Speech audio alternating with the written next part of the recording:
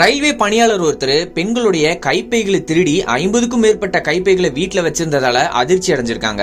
11 பவுன் தங்க நகையோட போன ரயில்வே ஊழியரை கைது செஞ்சிருக்காங்க ரயில்வே போலீசார்.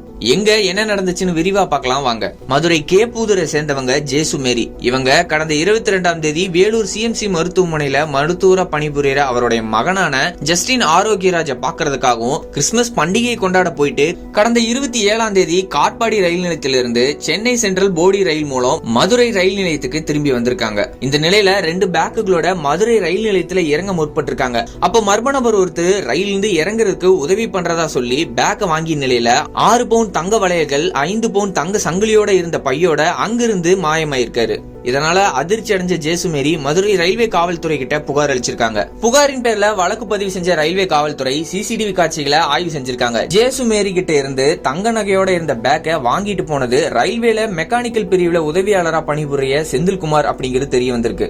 இதையடுத்து அவரை கைது செஞ்ச காவல்துறையினர் அவர் வீட்டுல சோதனை நடத்தி பேக்க கைப்பற்றி 11 பவுன் தங்க நகைகளை மீட்டிருக்காங்க. தொடர்ந்து அவருடைய வீட்டுல நடத்தின சோதனையில 50க்கும் மேற்பட்ட பெண்களுடைய கைப்பைகள் இருந்ததும் அந்த பைகள் எல்லாமே பிரிக்கப்படாமல் இருந்ததும் காவல்துறை விசாரணையில தெரிய வந்திருக்கு. அந்த பைகள் பிரிக்கப்படாம இருந்தது காவல்துறையோட விசாரணையில தெரிய வந்த நிலையில பைகள் இருந்த 4 லேப்டாப்புகள் 50 ஷோல்டர் பேக்குகள் மற்றும் கைப்பைகளை கைப்பற்றியிருக்காங்க. ரயில்வே ஊழியர் ஒருத்தரே பெண்களுடைய பேக்குகளை குறி வச்சு திருடின சம்பவம் பரபரப்பை ஏற்படுத்தியிருக்கு.